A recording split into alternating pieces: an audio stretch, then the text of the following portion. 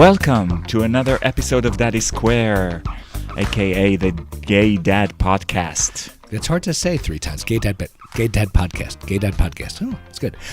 Yes, and happy Thanksgiving to all of our American listeners. If you're from Canada, I think Thanksgiving was like a month ago, but happy Thanksgiving for you too. And if you are from Europe, just hello. Hello. Yes. Welcome to another episode of Daddy Square. I'm Jan. I'm Alex. How was your Thanksgiving, Alex? Incredibly fattening, although I think what we did was really good. We had people over to our house, but they brought most of the food, so we didn't do a lot of work except for dishes. It was good. One of the things that I noticed, our twins are 3 years old, and something amazing happened last night, which was a neighbor came over. He was also 3 years old, and the three of them played alone in their room together for a while, like 15 or 20 minutes without our interference or anybody getting killed or anything like that, and it was glorious. Granted, it looked like a tornado went over the room, but at least we got a 20 minutes of quiet. The idea that our kids will be able to play with each other and with other kids is a breath of fresh air and sigh of relief. We're preparing for the winter, Alex. So it rained even here in LA on Wednesday night. I think that when the first rain comes and the day after you can't go to the park or anywhere outside because it's too wet, we start thinking about, okay, what are we going to do during the winter? Yes. Where are we going to take them? And it's becoming such a dilemma that I wanted to also ask our listeners, what do you guys do during the winter? I know that usually with us it's a problem to stay at home because our kids are kind of trashing the house. Yeah. They have tons of energy, and maybe now when we bought them a trampoline, it will help, like a portable trampoline. It'll help for 10 I minutes. doubt it, yes. Yeah. But so it reminded me that last year I had like this dream project called Desperate Parents. Yeah, I remember Desperate Parents. Desperate Parents in LA. If you look it up, it has some idea for people in LA, but after a while you ran out of ideas. So. Yeah, I mean, listen, I remember when the kids were babies, I would take them when it was raining or cold outside. I would take them to the mall, and I'd push them around in the double twin stroller. And I remember it was so funny because all these mothers would be like passing by in their twin double strollers, and we'd all be just kind of nodding at each other, like, "Yeah, this is where we are," because there's nothing else to do. Now that they're older, I haven't quite figured out what we're supposed to do with them. So if you want to give us some advice, hello@daddysqr.com, on Twitter @YanirDekel, or on Facebook, Daddy Square. Yeah, that's the name. And also, don't forget to review us. We want reviews. Yeah, we got some over 20 reviews. Excellent. That's 5 nice. stars. 5 stars. Yay. Yes, we love that. We want more. More. 20 is not enough. Ideas, criticisms. I don't want all of my criticisms to come from my husband. So, okay, Alex, speaking of criticism, we have to cut it short because today we're having a full episode, and a very interesting one, may I say, about other ways of parenting. So pretty much up to now, all of the interviewees that we had were mostly gay dads through surrogacy or adoption. But there are other ways of gay people to become dads, and I got a lot of education recently. We're going to bring you 2 stories today. So we separate the episode to 2 parts. The first one, we're going to meet David, who is a sperm donor. He's a known sperm donor and had babies with a couple of lesbian moms. And the other ones we're going to talk to through a phone call is a gay couple co-parenting with a lesbian couple. That's really, really an interesting story. I'm fascinated by the names of the different forms of parenting, and there's a certain sensitivity to making sure that we're naming the way that the parents have done this correctly, because it matters to them and matters to us as well, and there are so many different ways. Yes. So let's stop talking now and go to... That's unlikely. And go to our interview with David Dodge. He's the managing editor of gayswithkids.com. We met him while we were in New York, and he told us about his form of parenting, which is a sperm donor. He started as a sperm donor, but connection with the babies and with the kids were so good that he became kind of a father figure. So This is the way you papa. stop talking. Let's go to the interview. Okay, here's David.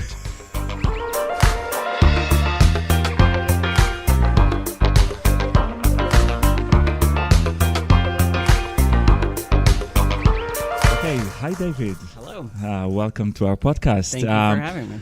Before we start asking you questions, I want to start by you telling us your story. So let's hear it. My story. Well, I assume we're talking about my parenting story. Yes. Why do you want to tell us anything else? We were open for the all stories I could tell you. Yeah. It's not that kind of podcast. It's not. buddy. Right, this is a family podcast.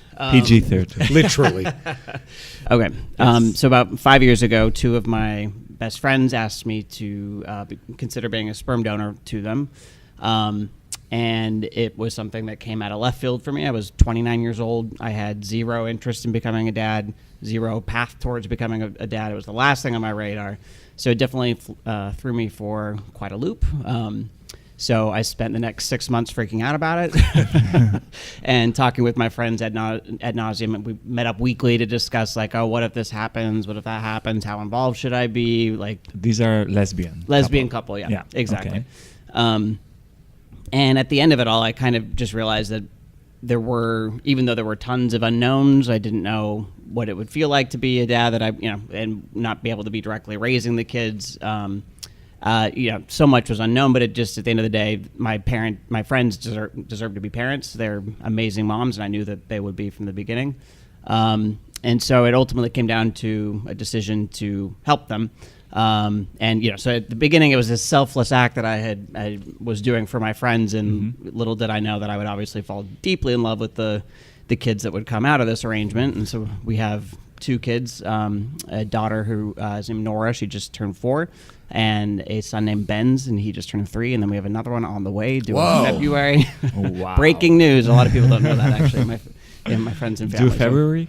End of February. So it started as a favor, basically. Yeah. And how involved are you now? So I and my family are much more involved than I think anyone thought. I think when we discussed this, when it was still an abstract kind of idea, the fear was more, I think, that I would kind of be swooping in and taking in, getting too involved, which I understand from their perspective. It's a scary thing to invite this other person into your parenting experience, and they didn't need to do that. They could have gone with an anonymous donor, but they decided that it was important to them to make sure that their kids had a connection to their biology. So at the outset, the moms and you talked about the extent of what your relationship with the kids would be, and what would the extent be? What would they say? I'm not saying what's happened now. What did you guys envision? Honestly, the beginning conversations, their expectations were that I would be willing to meet with the kids every now and then, that when they had questions, I'd be around to answer them. But there was no expectation beyond that, and that's actually still the case. Okay. But that's not what's happened.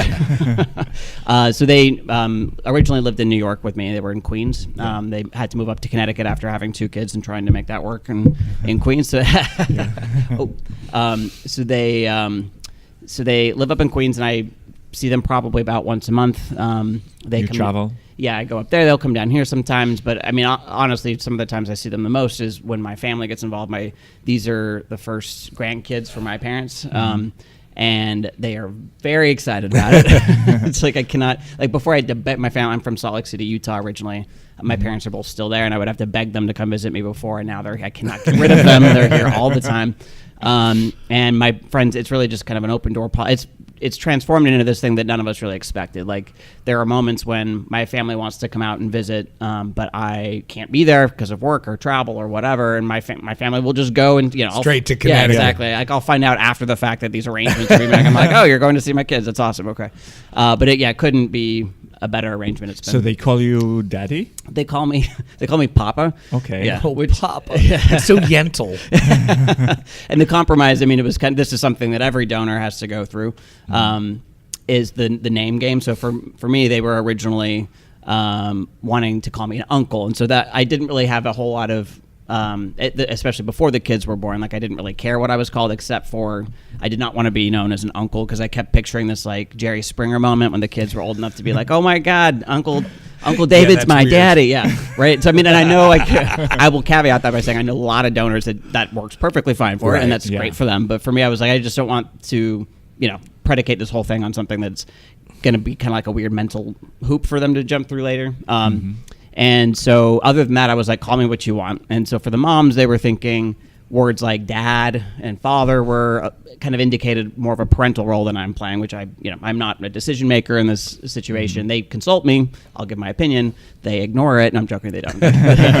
And that makes sense to me. So the compromise was, father in a different language. Yeah, I was going to say, I'm not sure Papa and Dad have much of. Okay, whatever. Yeah, but it's interesting, and I do think for the kids, because their kids all have, or their friends all have, daddies, and Right. they recognize that their situation's a little bit. They have a papa and they have two moms, and they kind of. So I think for them, it kind of actually does help to have a slightly different name than what their friends have, because they know Right. it's like it's not exactly the same, and they have a kind of a unique, special situation. Has this experience and the time since the kids were born, has it changed your perspective on having kids, your own kids? I get asked this question all the time. Sorry. And We no. repeat It's, We're here to ask the question It's that a- people ask you all the time, Yeah. so they stop. Yeah, now. no, exactly. Listen to the That's right, just podcast. listen to the podcast. It's a good question. Yeah. That's why I get asked it all the time. And the answer is I 100% emphatically do not want kids of my own. Interesting. Which is, before like I said, I never had an interest in having kids Right. myself, but I think before this, maybe I could have gotten bullied into it by a partner that really wanted Right. to have, I think it would have been this, it was an abstract, I didn't really understand what, it would mean. But now that I have, I'm about to have 3 kids, like I want every last, inch of my parenting or energy to go towards them. Right. So that's kind of how I feel now. Again, like Yeah. I'm single at the moment, so like if I was in a relationship with someone that it mattered a lot to, I don't know. But I would hope that any partner of mine would find some sort of interest in being a part of this kind of crazy configuration that I've gotten myself into. Well, other than the caring that it's so obvious that you have for them, have you, in seeing the parenting process, I'm just going to call it the parenting process, have you actually said, wow, yeah, I don't do that? I will say that I have a whole lot more respect for parents than I did before. Like, Yeah. and it's hard. There's going in and out of it, because it's not something that I feel like I've watched my friends and their experience parenting, and they, obviously every new parent has to figure it out on their own, and they're just so good at it, and they also do it every day. So it's something that, like, Right. every now and then they'll go away for the weekend, and I'll watch the kids. Like, one of my parents will come, and we'll watch the kids, give them a little bit of a break. And by the end of it, I'm just like so exhausted, and it's what they do. It's like their lives. And so I think it's both something that I'm just not doing enough to be able to get good at. And also I just think it comes really naturally to some people. Like my friends were born to be parents, and they're doing it amazingly. I think I could do it if if God forbid anything happened to my friends, I would, obviously step up and do it. But it's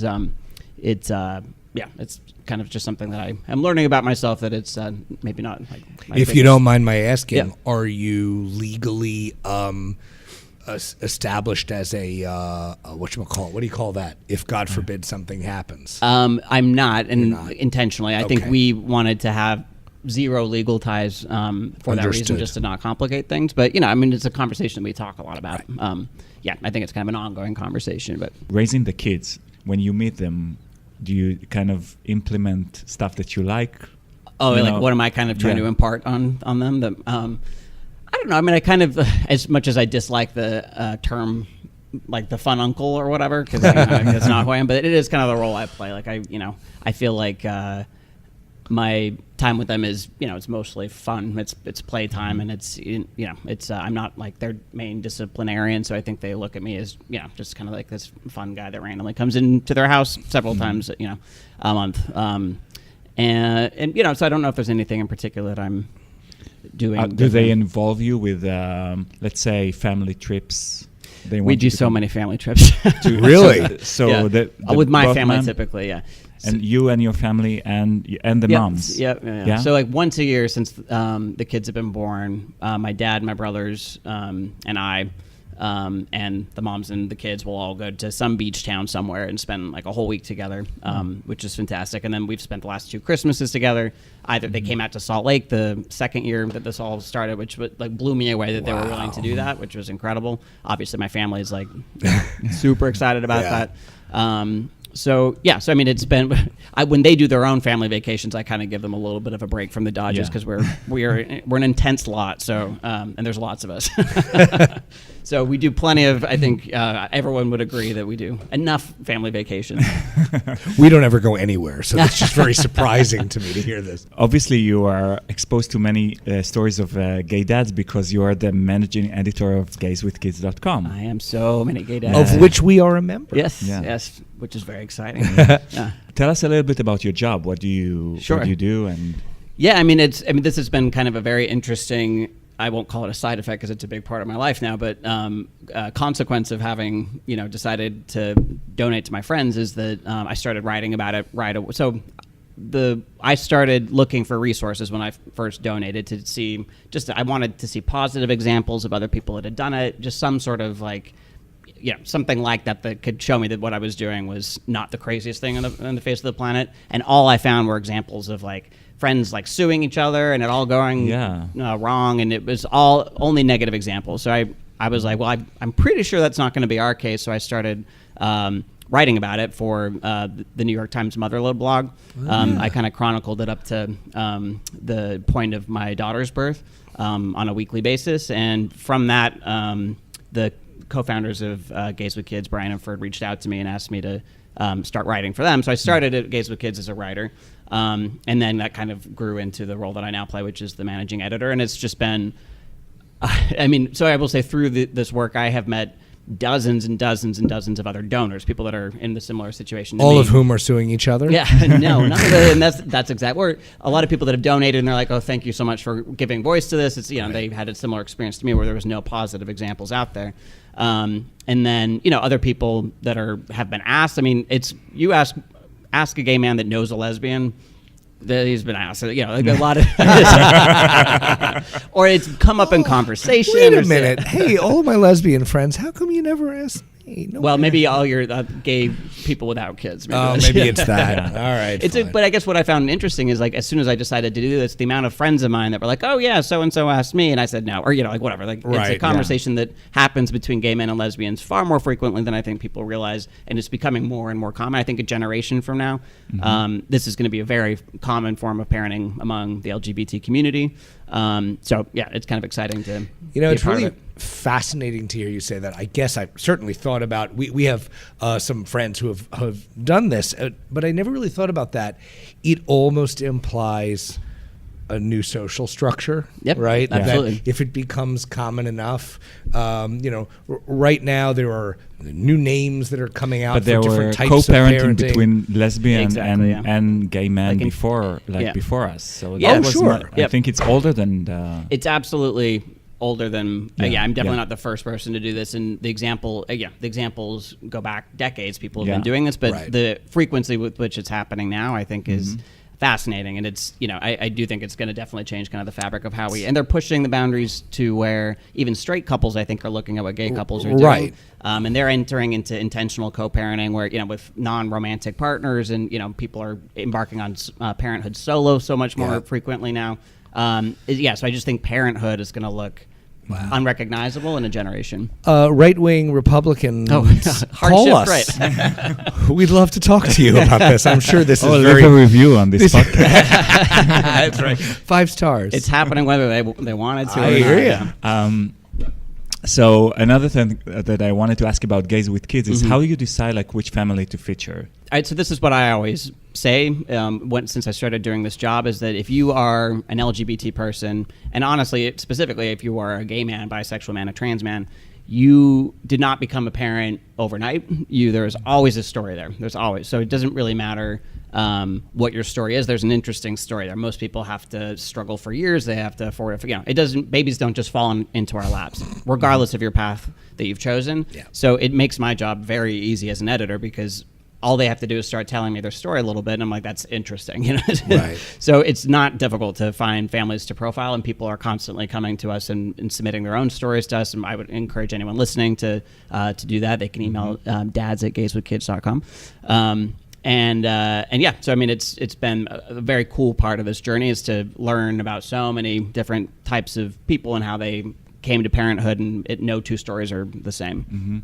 Do you categorize them? Yeah, well, so I would say based on the path to parenthood. So we, adoption and surrogacy tend to be the most common right now for gay men. These are usually gay men that are partnered with other men, or increasingly single men that are starting to embark on these processes solo, which I think is fascinating and amazing. But like I said, co-parenting is becoming more and more common between lesbians and gay men. I have to assume that the most common. Is there anything else besides this? Well, I thought there are. What about people who are in straight marriages? So I was about to say that's got to be the largest percentage of gays with kids by a huge percentage. Yeah. Oh, wow. Well, Yes. we just interviewed our veterinarian friend who did the same thing. You know, it's by far the most common path to parenthood. I think that will upwards change. of like 60-70%. I forget what the exact percentage is. It's definitely in a lot of the writings we've done, so someone can fact check me. But it's that to me is fascinating as well, because I do think it will start to change as LGBT people feel more comfortable coming out earlier. But the other interesting thing about that is that most people assume that gay men are like incredibly wealthy because they are able, or parents anyway, because they're able to afford surrogacy or adoption, which is not a cheap process. When actually the vast majority of LGBT parents that are male identify as bisexual and have children as a part of opposite sex relationships. So it's a huge misnomer that, gay men in particular are these wealthy. Well, and if they were fabulously wealthy, they won't be after the surrogacy. Yeah. So last question. If there's somebody who listened to us right now and wants to do what you did, where's the resource? Where can he go to? Is there a specific my particular path to parenthood? Yeah. So I mean, unfortunately, this is still an area where I think we need more resources. It's something that's been on my mind a lot, because still to this day, if you Google known sperm donor, my name in my column is usually the first thing that pops up. So still there needs to be more resources. And it's difficult, though, because it's not something, again, like anytime anyone's reached out to me for advice, I'm more than happy to talk to anyone that's considering it. But people will tell me their specific context and their circumstances, and they're all so different. It's really hard to, there's no one path forward here. I would say that make sure you're doing it with people that you know and trust and love. This isn't something to do willy-nilly. It's something that will change your life. And so a lot of hard work and thought needs to go into it. But I will say that at Gays with Kids, we're trying to make more resources for every different type of path to parenthood, and this is one of the ones that we're still working on. Good. Thank you very much, David. Of course. Yeah, thanks very much. Thank you for having me. Fascinating.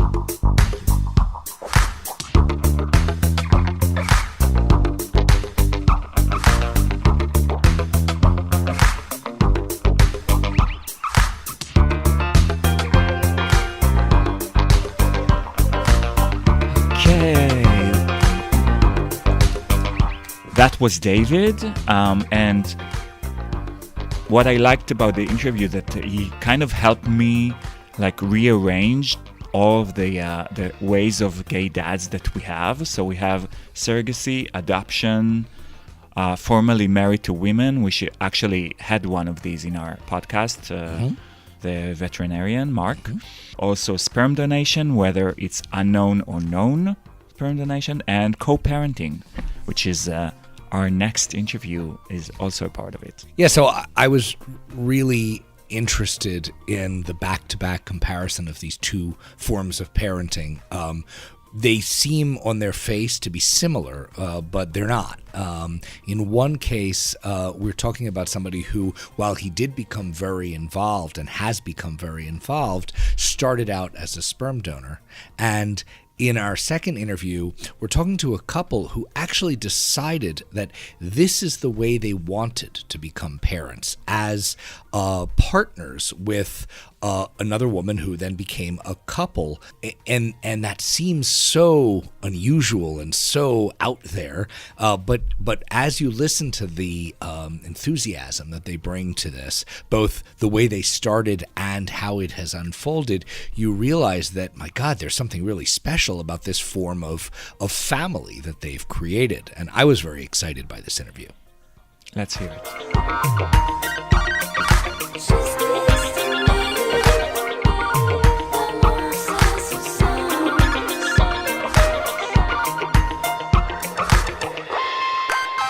So we're finally interviewing somebody out of LA. That's right. So Bill and JR are in San Francisco. Good morning. Good morning. I feel like we should introduce one of those long delays like they have, on CNN where you're coming from a war zone or something, but it's just San Francisco, so it's, Still in California. How are you guys doing today? We're great. We were out and about, did a couple errands this morning, and how was your Thanksgiving? Ready for our remodel. It was really nice. It was great. We it's funny, one of the questions you were asking in the email in advance was kind of how our arrangement is. And one of our arrangements is that we spend all the major holidays together. So we were with the kids, we were with the moms and some other friends and family. Oh, that's I great. think it's time that we should go into the story because, Right, we might want to explain to our listeners what's going on. Who they are. Yeah. So JR and Bill are co-parenting with Two Lesbian Moms, right? Yes. Can you let us into your story? Yeah, give us all the details. Okay, you got a couple hours? So, it's all started, it was about 2003, the end of 2003, JR's biological clock started going off, and he brought up the idea of having kids. And at that point, we were in our mid to late 30s, and we had never really discussed it too much beforehand. We had family with kids, we enjoyed being around them, we hadn't really discussed it with each other. And when we thought about it, when we talked about it, the idea of personally me being a 24/7 parent, I'm an introvert. I need a lot of me time. So I just was trying to be realistic about it. I just knew, and it's something that most parents would never confess to, but I was honest with myself. I'm like, being around a family 24/7 and never having that time that an introvert needs to recharge on his own, it just was not something that I saw as being constructive for child rearing. It wasn't even just my own self. It was also thinking about the kids. Like, I want to be on for the kids when they're there. I want to have my focus on them, and I just knew I couldn't do that all the time. And I thought that would be cheating a child out of that kind of attention that they need. It's interesting, you say that that some parents, or a lot of people, might find it difficult to admit. I think you're right, and I think it's wonderful when people can, because no doubt about it, it's such a radical change to your life. It's very exciting to me that people are discovering in a very direct way these alternative ways of bringing children into their lives. So yours was, how did it start out? Mm-hmm. Well, that was definitely one of the concerns, was not being able to do it all the usual, the traditional two-parent or even single-parent models. So we discussed it. We decided nix it, no kids. And then JR kind of went into a grieving period after that. I wasn't sure. I was a wreck. Yeah, we discussed it. A few days later, I come home from work and he's just upset, and I could tell he was crying. So it was obviously deeper rooted in him that even I had realized that he had wanted kids. But it was still, and I felt guilty. There was definitely that initial reaction of, I should give in because I love this man. I want him to not feel this hole. But again, coming from my own dysfunctional family, I just know what it's like. You want to bring a kid into the ideal situation. You don't want to, it's not about the parents. Once the kid's there, the focus has to be on them. So JR, luckily, is tenacious. JR is not somebody that will just let it lie unless he's exhausted all possibilities. And he just did a little bit more research, and he came across this. We had heard about the concept of co-parenting, but not necessarily as, this pre-planned thing, this intentional co-parenting. Right. It's just a rare thing that we would hear about it now and then. So he did some more researching, and he came back to me with this idea. And that's when I said, okay, yeah, we can pursue this. What We did started dating lesbians. Yeah, well, what did the research look like? What does that mean to do research in this? So we started dating. We had dates. We dated this one woman who then broke up with us. We dated, and when I say date, we went out to dinner and talked about things. And we dated a couple that ghosted us and never heard back from them again. Did you have like in mind whether you want to have one lesbian parent or couple? Did it matter? No, I don't even think that was ever a factor. It was just whoever we felt compatible with that felt compatible with us. And how did you find these women? So there used to be a group in San Francisco called Prospective Queer Parents, and it's actually still in San Francisco under another name, Our Family Coalition, and they have sort of a parent co-parenting kind of a mixer, branch, sort of. Yeah. But anyway, we met. It was once a month thing, and we met all the women we dated. We met there, and then when we finally met Marguerite, the mom, we decided that it was we were compatible. We both wanted the same thing. And at this particular group, some people wanted donors or gay uncle dads or known donors. Some people just wanted half and half, like we wanted. Yeah. Some people wanted we adoption. were most of the women just wanted the known donor. They wanted their kids to know the dads, but the dads would not be legally involved. Most of the dads wanted that same kind of arrangement. Right. We were the only dads. We'd only actually gone to a couple of the meetings before we met the woman that we would actually co-parent with. And we were the only dads that ever wanted, at that point, 50-50, where we wanted as much legal right, as much legal coverage, and as much involvement as the moms did. And we just happened to, on our second, somebody would host a Sunday brunch every month. And this particular brunch, there was just happened to be this woman there that was looking for the exact same thing. And then it would do would be like a support group. We'd all sit in a circle. We discuss all sorts of things from, hey, have you learned about this insemination process? Have you learned about these legal coverage? Hey, who do you recommend for this, that, and the other thing? As well as what are you specifically looking for in a parent? And then afterwards would be the socializing. And that's where it becomes what a friend of ours called, and what we started calling a sperm and egg mixer. You grab your brunch, you grab your mimosa or your Bloody Mary, and you kind of eyeball each other from across the room. What do you think of that person? Yeah, it was a very interesting dynamic there, because we all wanted the same thing, and it's like, oh, I want to go out with her first. Yeah, listen, but you're competing for the same. I'm sorry to interrupt this podcast, but would you please? We need to see the dog. I need to see. I need to see the dog. I just took a screenshot just so we'll have that now. Who is the dog? That's Pogo. Pogo. All right. Yeah. All right. We can continue now. That may or may not be edited out of the podcast. How long is the dating period goes? I mean, how many dates did you go with the women who you end up going with? So most of the women we dated was a very short amount of time, like before we. Yeah, real quick. When we say most, we literally it was two, and then the one we ended up with. So. Yeah, wow. Okay. Yeah, so we didn't do a lot of dating, but right.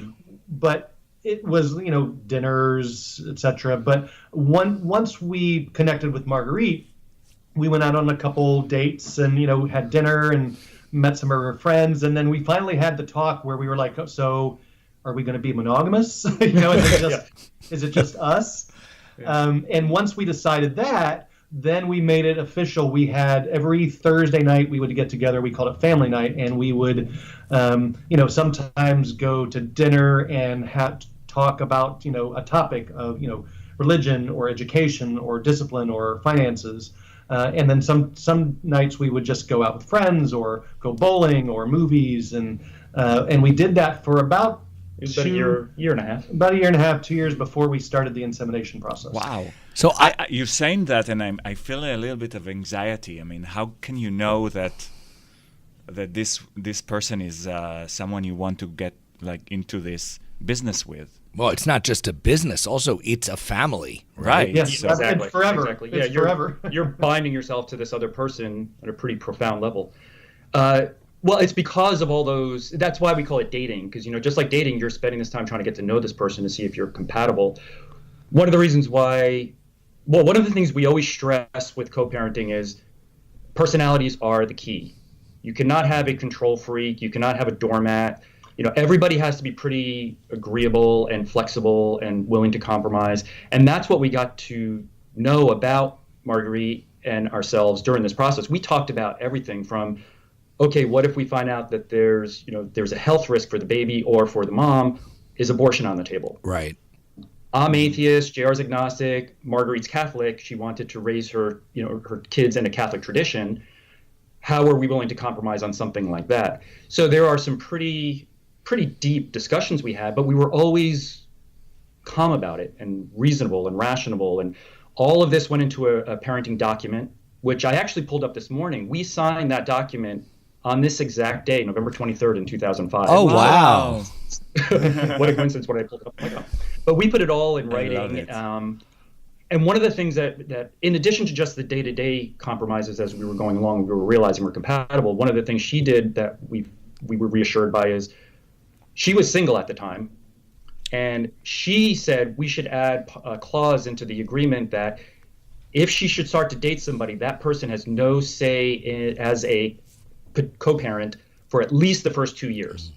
Because she understands you get into a relationship, you're in the throes of those initial emotions, and then that could cause a lot of turbulence. Wow, that is... She's still single and rational and calm. She's like, let's protect ourselves from this and protect us from this herself, really. How did so you... that was reassuring. How'd you come up with the document? Did you base it off of something else that you found somewhere online or whatever? Yeah, that was something JR found. Yeah, the Prospective Queer Parents, that group at the time had a very minimal website, and they had some sample documents. So I took that, a few different documents. We also had an attorney look at it, talk about it, and so we altered it from there.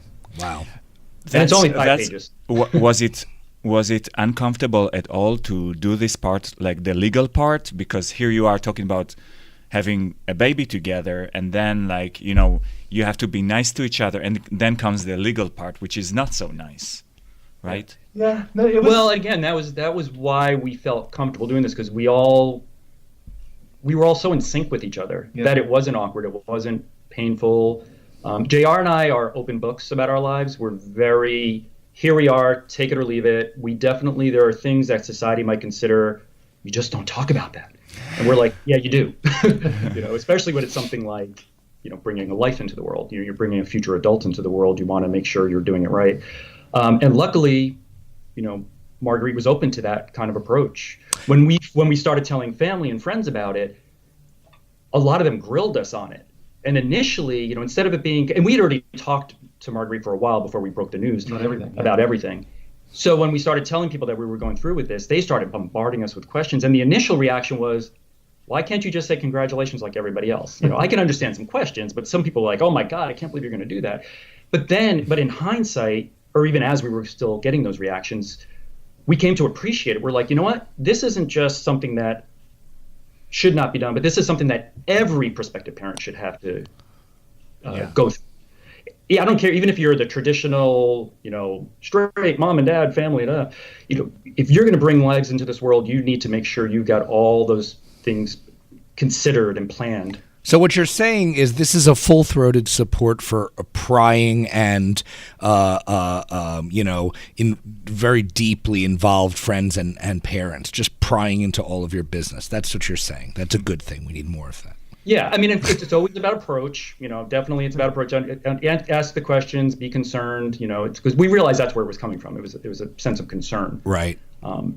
It's definitely, I think, something that, well, did you consider this? And you might hurt some feelings, but Right. I'm curious, here you are, you went into this parenting thing together with Marguerite, but that's also the beginning of a relationship with her as an individual that's got to be awfully rich, right? And yet you went into that much faster than I'm going to assume you did with each other. What do you think the balance is? Or maybe I'm wrong. I don't know. What do you think the balance is of, the sense of caring, support, love that the two of you have for her relative to the relationships that you guys, formed with each other? Well, it's definitely a different relationship. And just to get back to your initial comment, actually JR and I, it really was, I mean, it's cheesy, but it was love at first sight. Pretty much the second date I was moved in with him. Wow. When we were living in New York, so it was quick. We had matching tattoos within the first 6 months. No Yanir, no tattoos. I want to get a Kylie Kylie tattoo. Part of it. We that's also one of the reasons. I think we both have it in us to kind of be pretty good at sensing whether something's working or not in a relationship. And, right. So yeah, our approach to this is that we're a family. We're all a family. We're all a support network. A lot of times we'll compare it to a divorced family. They came onto it, they separated. But usually in that situation, you have a family, all of a sudden the kid's life is upended because now the parents are split into two different homes. Unfortunately, a lot of times it's not amicable, or even if it is, there's still this sense of here's one family, here's the other family, and only occasionally do they overlap. With us, we're a united front at all times. We do major holidays together. We're always at parent-teacher conferences together. We vacation together. We take the four of you mean? The four of us, yeah. All decisions, like just recently we had a whole big conversation about, okay, it's time for Mary to get her first cell phone. We all sat down and discussed it, like what are the rules? Because we all have different levels of concern about modern technology. So yeah, I mean, Android or iPhone, how do you decide? These are critically important questions. Exactly. Yeah. Well, But- yeah, they are kind of. We're an anti-Apple family. Can I just pry a little bit into the legal document, because you are obviously four parents and there's only two places in all the birth certificates and everything. So who's on it? And Well, this is another thing that's kind of changed over the years. Well, you hold want on to a start? second. Yeah. So, but I think he's asking about our initial legal document was actually only signed by Homan wasn't. The parenting agreement? Yeah, the parenting. Yeah, that was just Margaret. The parenting agreement. The other mom, Homan, wasn't even involved at that time. They didn't start dating until we started insemination. So that legal document has our three names on it. But the interesting thing is, even though that's a notarized legal document, that's our attorney basically said, that's not going to hold up in court. But if something goes wrong, it's a place to come back to if there are any issues and we have to go to arbitration or something. But it's not technically a legally binding document. Right. Now, for the actual birth and the birth certificate and the truly legal things, Bill is the biological father, so his name is on both birth certificates. Right. But I adopted both kids, so I have adoption papers that also have my name on it.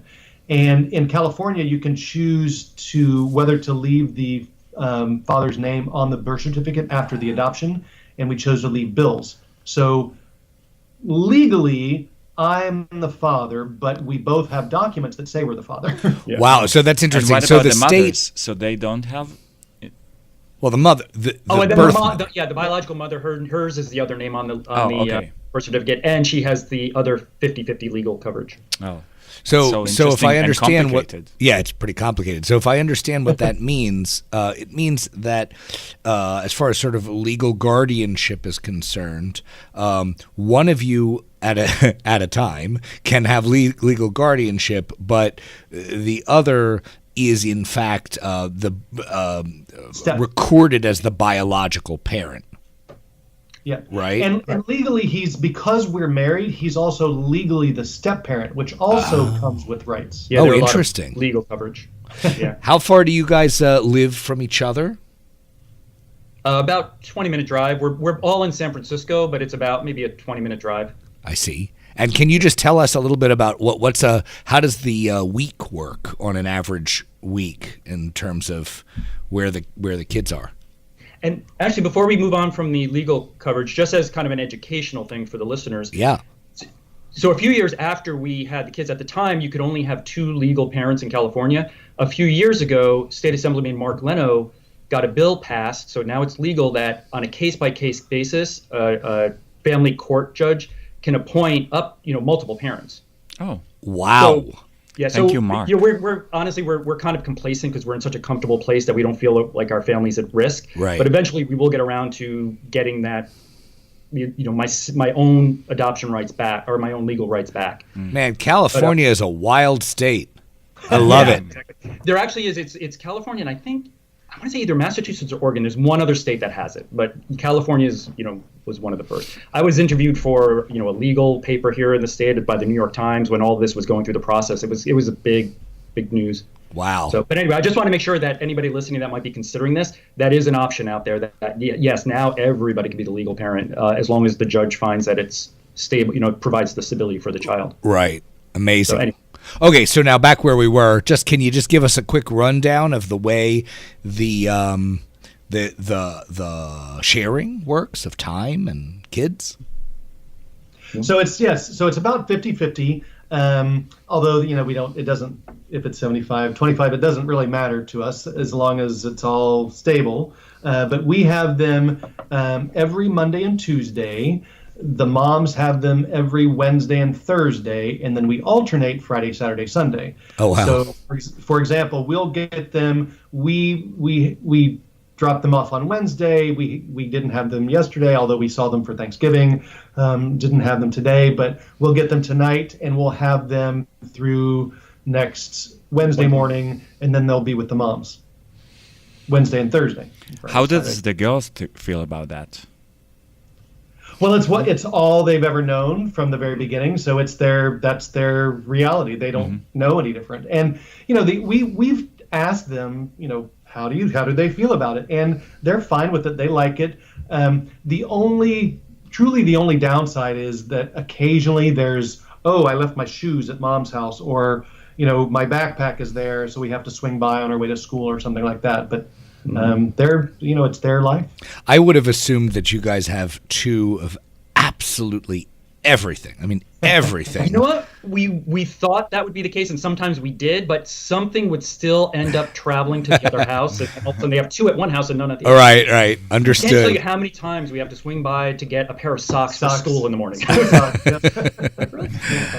But the whole shared custody thing. One of the things we did was we consulted a child counselor who specializes in shared custody cases. So we got her input on what are the best schedules, and at different stages of the, different ages. So when we had a different schedule when they were younger, and then as they got older, we settled into this one, which is actually a very commonly used shared custody schedule for, divorced parents. Our friend Tom, he was divorced. He had shared custody. It's the exact schedule he had. Right. So Amazing. we wanted to make sure we were covered both. The child care was covered by consulting professionals, just like we consulted legal professionals. So like when both kids were first born, we did every other day because the psychologist is like, well, it's not good to be gone from their parents for a few days at a time when they're that young, when they're in that early bonding stage. So we did every other day, and then of course she breastfed, so there was that, and so there was. In the early stages, there were a lot more considerations than there are now. It's much easier now. Yeah. Right. Wow, this is amazing and fascinating and so radically different from what our lives are like, and so it's really wonderful to see this this different form of parenting. That it's working so good. And really. Yeah. I have to say I love it. When in the beginning when Bill said no kids and I grieved, and then came up with this co-parenting, I've since thanked him for the co-parenting situation because it's amazing because we have our free time every other weekend. We both travel for work, so there are times where it comes in handy having that support network. Yes. One of the things that we have that we always stress is we're not from San Francisco. Our families are in Ohio and New Jersey. Right. And the moms who are local, they don't have large extended families. So we basically built a support network for ourselves, all 4 of us. Yeah. We don't, And because the we don't kids have four- grandma and aunts to. The kids have 4 parents that love them and want to take care of them. It's really, it's amazing. And so when we first started talking about it with our families, I'm from Ohio, and like all things, it takes some getting used to. When we first decided we were going to have kids, it's like, oh, that's great. Well, how's that going to work? And then when we decide co-parenting, oh, that's great. Well, how's that going to work? Right. But now my mom has seen us in action, and back in the early days when Oprah was still on, she was trying to get me to go on Oprah. She was like, "You guys are so awesome. You need to share this with the world." And you missed that opportunity? And I now know, you're on our right? podcast? Listen, Opportunity. our podcast is great, but if you get an Oprah opportunity, you take it. Yeah, you're a stepping stone to Ellen. Guys, thank you Thank so you much so for much, doing this. yes. We really appreciate your time on a what is today? On a Friday morning after Thanksgiving. And we wish you the best with this. Our pleasure, really. Our pleasure. Our Thank pleasure. you. All right.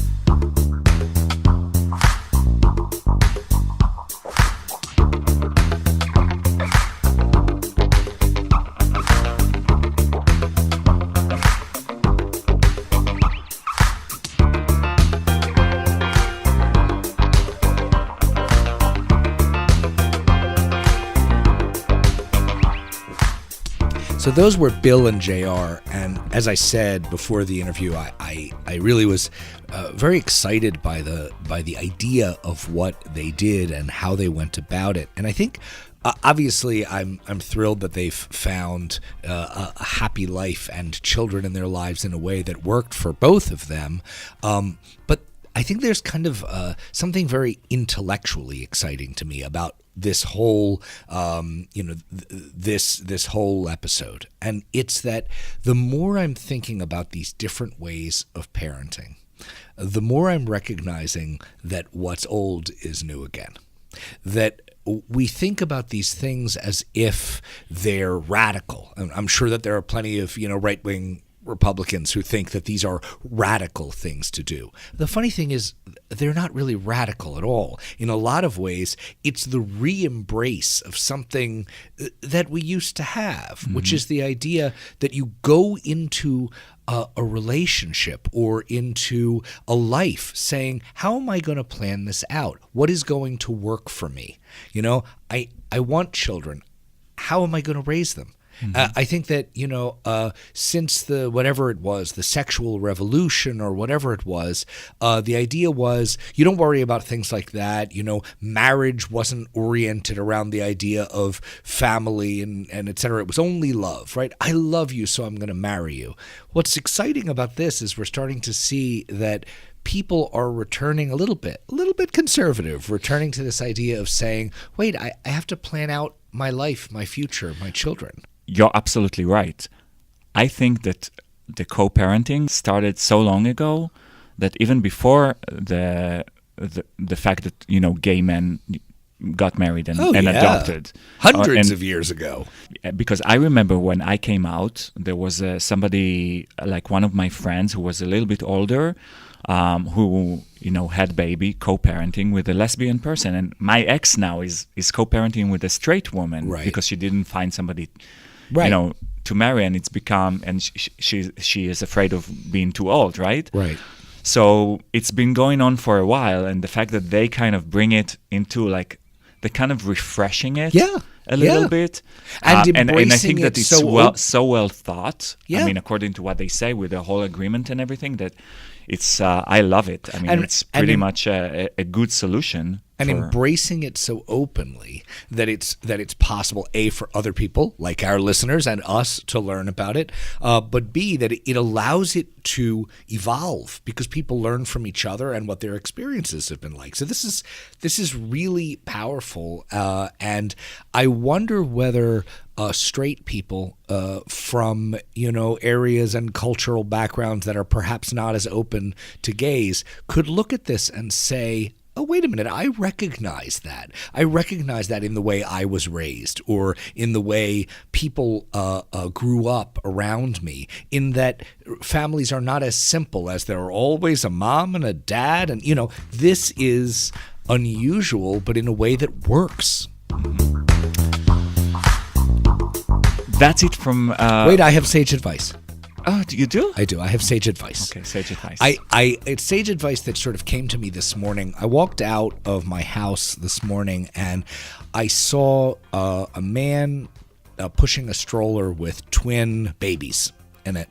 And all right, so I'm not a shrinking violet to begin with. It's true. I have a large personality, but nonetheless, I said to myself, you know what? I'm going to go over and talk to that guy. And I walked right over to him and I said, hi, introduced myself and told him that we had twin boys. And I could see in his eyes how happy he was to speak to somebody who, was not in 5 the same, months old. also not 5 months old, but had just recently been in a similar boat. And my sage advice is this: there are few situations where humans are more open to friendship as much as when they have newborn children. Because I think that when they have newborn children, A, they're sick and tired of all of the people that they're around being, 5 months old.